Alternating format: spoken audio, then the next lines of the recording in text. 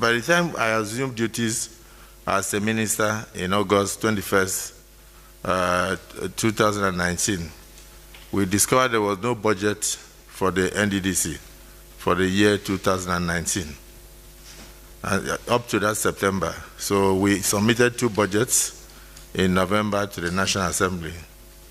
And it took quite a while until in April, the budget details were given out to the Nddc in April to end 31st of May, less than 6 weeks.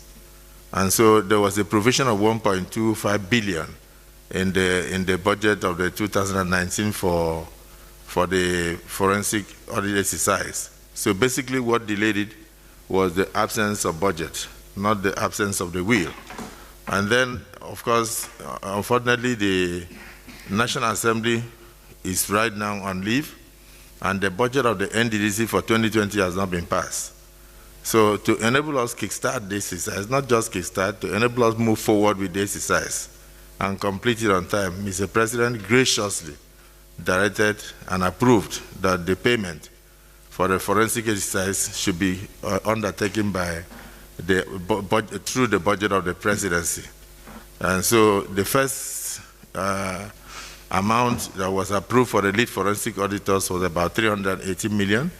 And then for this second batch, this first batch of 8 forensic field auditors, it's about 722.3 million naira. And then, of course, we expect in the next few 1 or 2 weeks to conclude the field forensic audit procurement by bringing a further 7 to 8 of them because of the number of years, 19 years, and that will conclude it. But earlier, Mr. President had given an approval last year of an estimated sum of 2.5 billion, estimated. So everything that we are spending now will come from that estimated sum.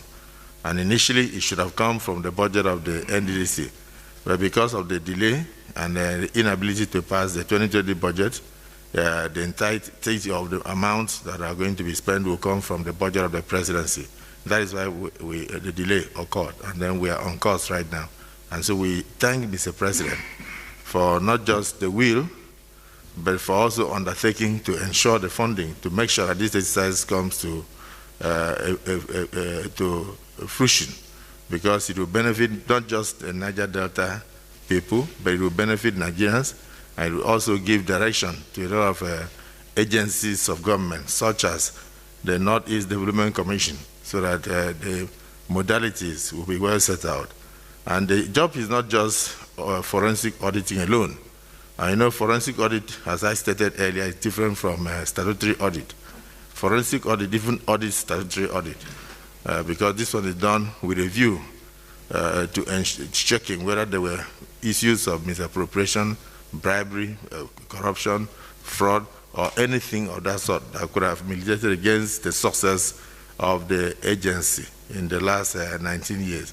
And also at the end, the involvement of Ernst & Young, the internationally and globally recognized forensic auditors, will help us to set up modalities to avoid future fraud, and then also set up governance structure that will not only move the NDC forward, but will bring much more benefits to the people of the region.